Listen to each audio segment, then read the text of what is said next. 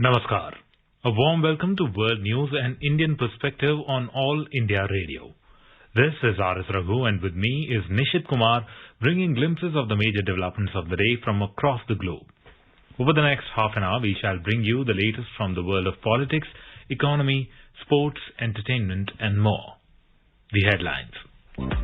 Indian Prime Minister Narendra Modi and German Chancellor Olaf Scholz agree to further diversifying cooperation and exchanges in new areas of bilateral relations. External Affairs Minister of India Dr. Jaishankar and Russian Foreign Minister Lavrov discuss follow-up of annual summit and bilateral cooperation. India releases special logo to mark 70 years of its diplomatic relations with Japan. United States records more than 1 million new COVID cases as Omicron variant surges. Kazakhstan declares state of emergency in protest-hit areas following demonstrations over fuel price rise turning violent. In cricket, South Africa needs 122 runs to win against India in second test at Johannesburg, and Bangladesh register historic win over reigning world test champions New Zealand by 8 wickets at Mount Maunganui test match.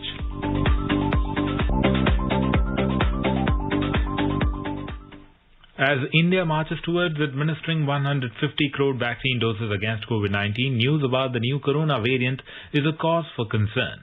In this situation, we appeal to our listeners to get fully vaccinated at the earliest and help others get vaccinated.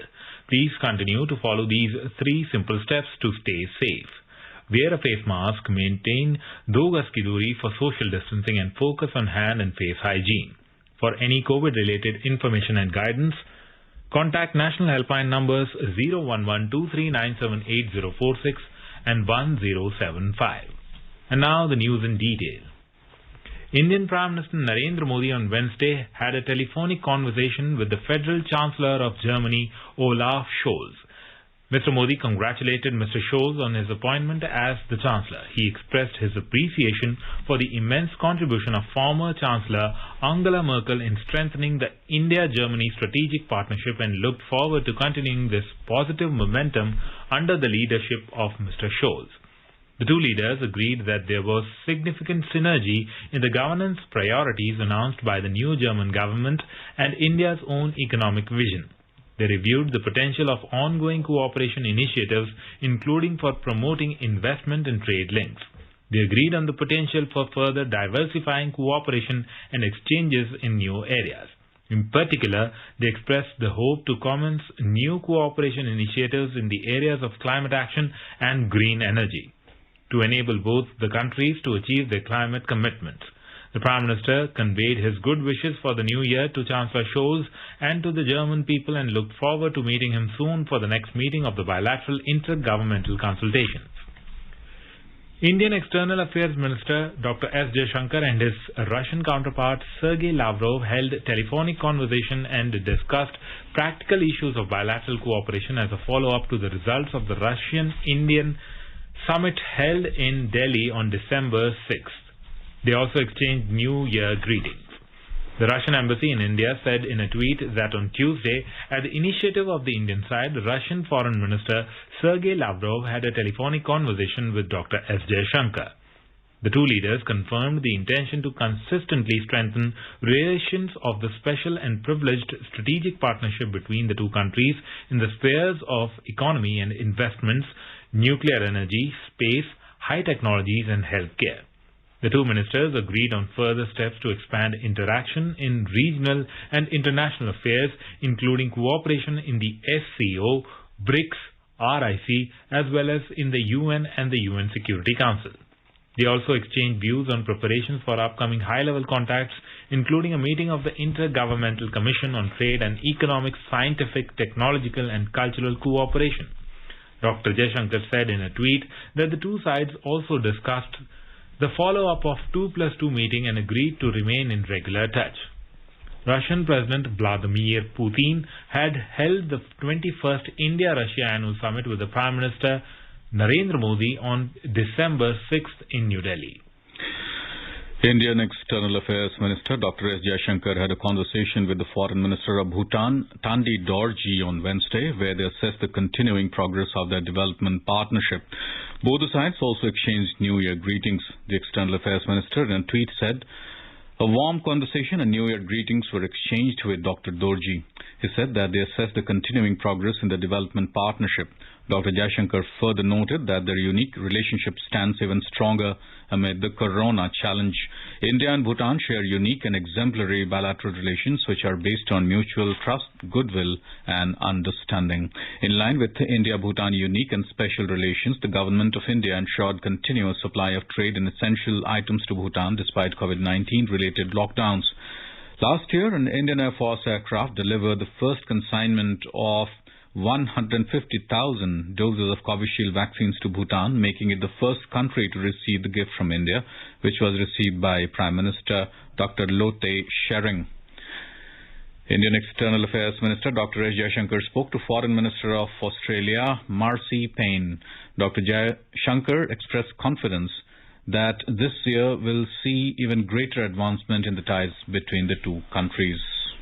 India released a special logo on Tuesday to mark 70 years of its diplomatic relations with Japan. India and Japan mark their 70th anniversary of the establishment of diplomatic relations in 2022. The Japanese side had launched its logo in August 2021. India and Japan established diplomatic relations on April 28, 1952. The Ministry of External Affairs had launched a contest in September 2021 to design the Indian logo. Entries were invited from the public through the MyGov portal, and it was publicized by the External Publicity Division of MEA and also by the Embassy of India in Tokyo. The logo depicts a peacock and a green pheasant, which are national birds of India and Japan respectively. The green pheasant forms the numeral 7 with its tail, and the peacock forms the numeral 0. The logo symbolizes the bond of friendship between the two countries. The Ministry of External Affairs in a press statement said that to mark the 70th anniversary, a number of events are planned to be held in India and Japan throughout the year. These include cultural activities, exhibitions and seminars covering diverse areas of India-Japan bilateral relations. Sri Lanka Cabinet has cleared Trincomalee oil tank farm deal with India. Ashok Leyland has won the bid for providing 500 new buses to Sri Lanka, while the Sri Lanka Police Force will procure 750 jeeps from Mahindra & Mahindra. Sri Lanka's cabinet has given its nod for a new deal announced by the Energy Minister last week to jointly develop the Trincomalee oil tank farm with India.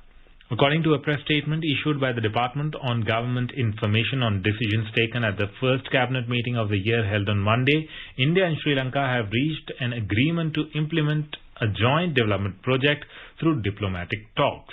Accordingly, the Cabinet of Ministers approved a proposal presented by Minister of Power to allocate 24 oil tanks for the business activities of the Ceylon Petroleum Corporation, to allocate 14 tanks of the lower oil tank complex already in use by Lanka IOC for the company's business activities, and to implement a development project by a company named Trinco Petroleum Terminal Private Limited of the remaining 61 tanks, 51%, to be owned by Ceylon Petroleum Corporation and 49% by Lanka IOC. The signing of the agreement will mark a milestone for New Delhi in a long-stalled project in Sri Lanka's eastern Trincomalee district, which has been an enviable natural harbour. Indian High Commission in Colombo on Wednesday announced that 13 Indian fishermen who were arrested by the Sri Lankan Navy on charge of crossing the international maritime boundary line are being released. In a tweet, the High Commission said 13 Indian fishermen from Tamil Nadu are being released. Soon after the court verdict, Indian official from Jaffna met with them and offered sweets. They are taking steps for early return. In December, the Ministry of External Affairs said that India has taken up the issue of early release of Indian fishermen and boats with the Sri Lankan government. This is All India Radio giving you the news. For quick news updates around the clock, follow us on Twitter at AIR News Alerts. India's COVID-19 vaccination coverage has crossed 1.48 billion on Wednesday. Union Health Ministry said more than 8.2 million vaccine doses have been administered till 7 p.m. Meanwhile, the government has informed that so far 2,135 Omicron cases have been detected in 24 states and union territories in the country. Briefing media in New Delhi, Joint Secretary in the Union Health Ministry, Lav Agarwal, said that out of the total Omicron cases, 828 infected people have recovered and there are 1,306 active cases of Omicron. United States has recorded more than 1 million new COVID cases as officials warn the peak of a fast-spreading Omicron surge is still to come. A record 1,080,000 cases were reported on Monday, the highest one-day tally of new cases anywhere in the world. According to Johns Hopkins University, the Omicron variant accounts for the majority of the cases in the U.S. While rates of death and hospital admissions in the U.S. have been far lower in recent weeks than in previous infection spikes, the number of hospital admissions has been steadily rising. The country is now facing almost a vertical increase in cases, said top U.S. pandemic advisor Anthony Fauci, adding that the peak may be weeks away. U.S. President Joe Biden said that the U.S. has enough vaccines to fully jab every eligible citizen. The previous U.S. record of infection cases was 590,000 reported 4 days ago. Bangladesh announced a fresh set of guidelines to contain the spread of Omicron variant of COVID-19 virus in the country as cases showed a spike. The Director General of Health Services announced a 15-point guideline seeking to contain the spread of COVID-19 virus. The guidelines call for strengthening of the medical test and screening of passengers arriving from the Omicron-infected countries at entry points through land, air and waterways. However, no list of the countries identified as Omicron-infected have been provided in the guideline. The guideline also requires a 14-day quarantine for the passengers arriving from the infected countries. The guideline calls for discouraging all kinds of public gathering, including social, political, religious and others.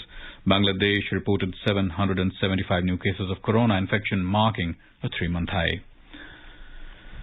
The World Health Organization said that IHU, a coronavirus variant found in France, hasn't become much of a threat since it was first identified in November. Dr. Abdi Rahman Mahmoud, WHO incident on COVID, said at a press briefing in Geneva that the variant has been on WHO's radar. He said that the virus has a lot of chances to pick up. The variant was identified in 12 people in the Southern Alps around the same time that Omicron was discovered in South Africa last year.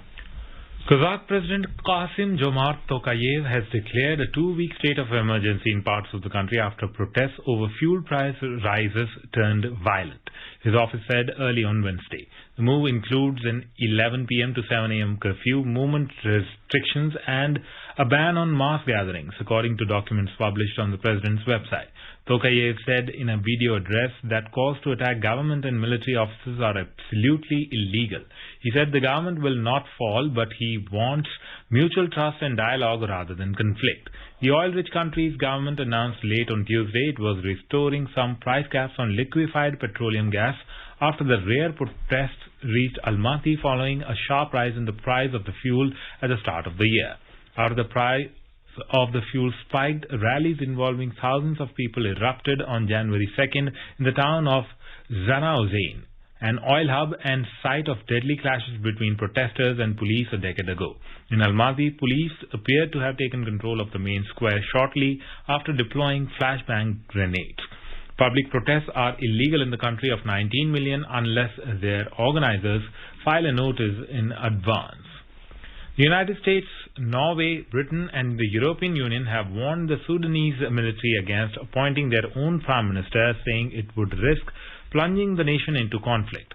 The country said they would not support a prime minister or government appointed without the involvement of a broad range of civilian stakeholders. Former Prime Minister Abdullah Hamdok resigned on Sunday amid a political deadlock and widespread protests resulting from October's military coup. The Western countries again voiced alarm at the military's actions against protesters. On Tuesday in several cities, security forces fired tear gas to disperse large crowds demonstrating against military rule.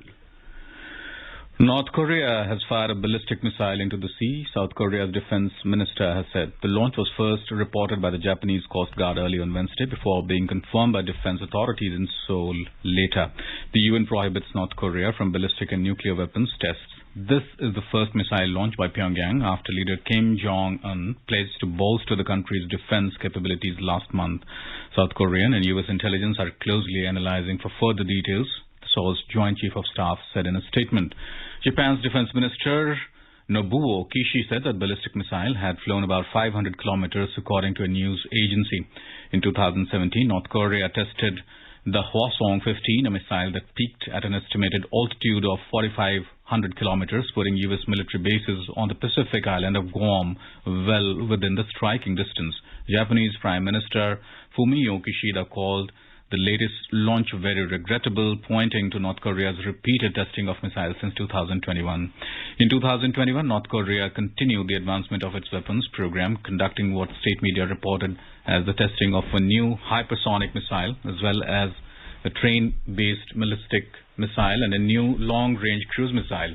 Ballistic missiles are considered more threatening than cruise missiles because they can carry more powerful payloads, have a longer range, and can fly faster. The tests come as Pyongyang struggles with food shortages due to a coronavirus blockade that has affected its economy. At the end of the year meeting, Mr. Kim said the country was facing a great life and death struggle, adding that increasing development and improving people's living standards were among this year's goals.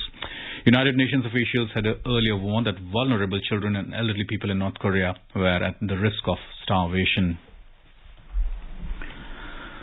U.S. President Joe Biden will mark the one-year anniversary of the deadly January 6th assault on the U.S. Capitol by Donald Trump's followers with a speech on Thursday. Trump had abandoned plans for a news conference that day as he reprised his attacks on Democrats and the media. The White House said Mr. Biden would push back against Mr. Trump's false claims, adopted by many of its followers, that his election defeat was the result of widespread fraud as well as attempts to downplay the violence of the worst assault on the Capitol since the War of 1812. White House spokesperson Jen Psaki told reporters that the president is going to speak the truth of what happened, not the lies that some have spread since, and the peril it has posed to the rule of law and system of democratic governance. Mr. Biden and Vice President Kamala Harris will speak on Thursday morning at the U.S. Capitol 1 year after thousands of Trump supporters raided the complex in a failed attempt to stop the counting of electoral college votes by lawmakers that officially delivered the Democratic president's election victory. Mr. Trump on Tuesday cancelled a news conference at his Mar-a-Lago estate in Florida that had been scheduled for January 6th, saying he would address many of the same topics at a rally in Arizona on January 15th instead. In the United States, 13 people were found dead following a fire at the Housing Authority apartments in Fairmount neighborhood on Wednesday morning. The fire department confirmed. The fire broke out in a 3-story home which was being converted into apartments. Investigators have not yet gone inside the home, though the fire is under control, the law enforcement official said. Investigators are still trying to determine the origin and the cause of the fire, the law enforcement official said. Philadelphia fire officials tweeted that they responded to a fire Wednesday morning surging from the second floor of a 3-story row house that officials say proved fatal. In Tanzania, 10 people have died and dozens are missing when their boat capsized while they were traveling to attend a funeral. The boat was heading to Panza Island from Pemba when the accident happened.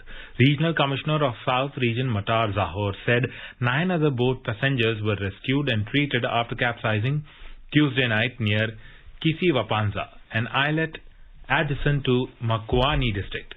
Still others are missing, Zahor said. Pemba Regional Police Commander Richard Sade Mekhombu said the cause of accident was unknown. He said the boat had about 40 people, but the exact number is unknown. China has announced new rules for its tech sector in a move to tighten Beijing's grip over its sprawling technology sector. The Cyberspace Administration of China on Tuesday said it would put in force new rules that will boost oversight over how its platform companies make plans to list abroad or use recommendation algorithms. The Cyberspace Administration said it would implement new rules from February 15th that require platform companies with data for more than 1 million users to undergo a security review before listing their shares overseas. In Nepal, as many as 43 candidates from 12 political parties have filed candidacy for to be vacant 19 seats of the National Assembly polls scheduled for 26th of January. As per the figures announced by the Election Commission, 3 sides are contesting in the election in provinces 1, 2 and Bagmati. 2 sides election will take place in Gandaki, Lumbini, Karnali and Sudur Paschim provinces. 9 political parties have participated in all the provinces and 3 parties only in specific provinces. As per the lucky draw made earlier, the tenure of 8 members of the upper house from the opposition Communist Party of Nepal, Unified Marxist-Leninist, CPN-UML, 4 members from the CPN-US and CPN Maoist Centre and 3 members from Nepali Congress is set to expire, while 1 seat has been reserved for nomination by the President. The National Assembly consists of a total of 59 members with a maximum of 6 years term. Since the National Assembly is a permanent chamber, the term of 1/3 of its members expire every 2 years. For the first time, the lottery was held to decide the term of the National Assembly members. Let us take a look at brief news reported in media on Nepal. The Kathmandu Post writes that Nepal Prime Minister Sher Bahadur Deuba is to visit India. It reports that as per the changed itinerary, he will be leaving on January 9th for New Delhi, from where he would fly to Gujarat to participate in the vibrant Gujarat Global Summit. Khabar Hub reports that Chinese ambassador to Nepal, Hu Yangqi, met Jhalanath Khanal, coordinator of the task force, to recommend the Nepal government about the Millennium Challenge Cooperation MCC. Quoting sources, it says that during the meeting held at Khanal's residence in Dalu, the Chinese ambassador sought updates regarding the task force's study on MCC, among other issues. My Republica reports that the Nepali army has appointed Brigadier General Narayan Sirbal as its spokesperson. The incumbent spokesperson Santosh Ballabh Pudel has been transferred to the Directorate of Peace Operations. The Himalayan Times reports that the Nepali government has put off the decision to give an additional dose of vaccine against coronavirus to the most vulnerable people who have already received 2 jabs at least 3 months ago until further notice. Brief news from Afghanistan reported in media. Tolo News reports that Afghan Deputy Prime Minister Mullah Abdul Ghani Baradar, in an interview with Radio Television of Afghanistan RT on Monday, said that the Islamic Emirate will not include members of the fallen Republic government in its cabinet. Baradar said the US had given names of some former government officials to the Islamic Emirate during the Doha talks to fulfill this demand. The Khama press agency carried the headline, "Taliban free 40 inmates from Kandahar prison." Kandahar writes that dozens of people said to abuse drugs are being held at one of Afghanistan's biggest prisons together with convicted criminals. The report says that Taliban officials claim Kandahar Central Prison serves as an educational and rehab center for those with drug addictions. Nikkei Asia reports that India is bracing for a surge in drug trafficking from both Afghanistan and Myanmar as political and economic crises in those countries stoke ideal conditions for smugglers. And now let us take a look at the major developments around the world as reported in the foreign press. The Globe and Mail says hospitalizations rising countrywide as Omicron threatens to overrun the health system. Sputnik News reports Poland's President Andrzej Duda has tested positive for COVID-19. Financial Times says Taiwan will support Lithuania with $200 million fund after dispute with China. New York Times says Canada pledges $31.5 billion to settle fight over indigenous child welfare system. The Wall Street Journal writes Chinese sportswear company Anta gains on Nike, Adidas over forced labor issue. South China Morning Post observes that search for data moves from labs to real world over which vaccines stop Omicron. The Japan Times writes Japan and Australia to sign defense and security cooperation pact on Thursday. The Guardian writes Preet Chandi becomes the first woman of color to ski solo to South Pole. And now a report from the business world.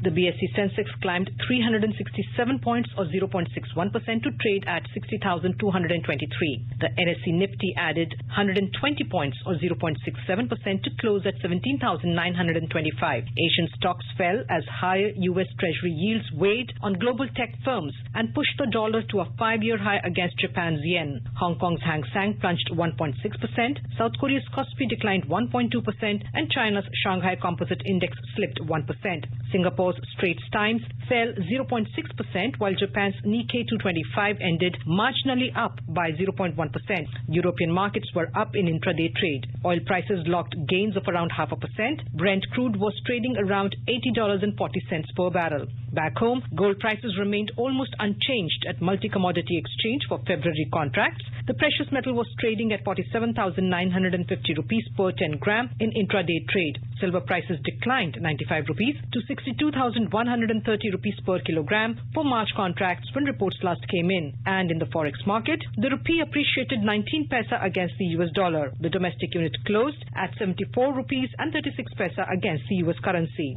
Anubha Rohatgi for World News, All India Radio. In the second cricket test, chasing the victory target of 240 runs set by India, South Africa were 118 for 2 in their second innings at the stumps today in Johannesburg on day 3. South Africa needs 122 runs to win the test against India. Earlier, with the help of Cheteshwar Pujara's 53 and Ajinkya Rahane's 58, the men in blue scored 266 runs in their second innings. Hanuma Vihari remained not out at 40. For the hosts, Kagiso Rabada, Marco Jansen and Lungi Ngidi picked 3 wickets each while Wayne Oliver took 1. In their first innings, South Africa made 229 while India scored 202 runs. Bangladesh registered a historic win over the reigning World Test champions New Zealand by 8 wickets on Wednesday at Mount Maunganui in the first Test match between the two countries. The victory came with the career best 6 for 46 performance by fast bowler Ibadat Hossain, giving Bangladesh a 1-0 lead in the 2-test series.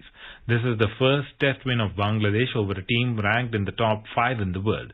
New Zealand had remained unbeaten in the last 17 matches played against Bangladesh. Counting all formats of the game, New Zealand had remained unbeaten over the last 33 matches against Bangladesh. New Zealand had scored 328 runs in the first innings, against which Bangladesh took a lead of 130 runs, scoring 458 runs. In the second innings, Bangladesh fast bowler Ibadat Hossain gave a superb performance, snapping 6 wickets for 46 runs, limiting New Zealand to a modest score of 169 runs. Bangladesh required to score 40 runs to win the match, which they did with 8 wickets in hand to wrap up the match with an emphatic victory. New Zealand captain Tom Latham admitted that Bangladesh put up a classy show in the test match. The Bangladesh Cricket Board is willing to give cricketers an extra bonus after the historic test victory against New Zealand, reports the official news agency BSS. A quick look at the headlines once again. Indian Prime Minister Narendra Modi and German Chancellor Olaf Scholz agree to further diversifying cooperation and exchanges in new areas of bilateral relations. External Affairs Minister of India Dr. Jaishankar and Russian Foreign Minister Lavrov discuss follow-up of annual summit and bilateral cooperation. India releases special logo to mark 70 years of its diplomatic relations with Japan. United States records more than 1 million new COVID cases as Omicron variant surges. Kazakhstan declares state of emergency in protested areas following demonstrations over fuel price rise turning violent. In cricket, South Africa needs 122 runs to win against India in second test at Johannesburg. And Bangladesh register a historic win over reigning World Test champions New Zealand by 8 wickets at Mount Maunganui Test match. And now to end, let us listen to Mahatma Gandhi's favorite bhajan by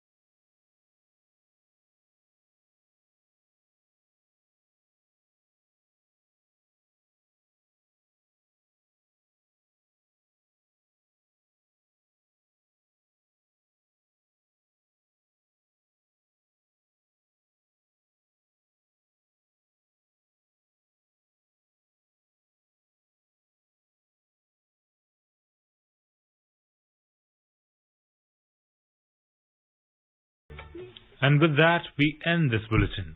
We'll be back at the same time tomorrow with the next edition of World News.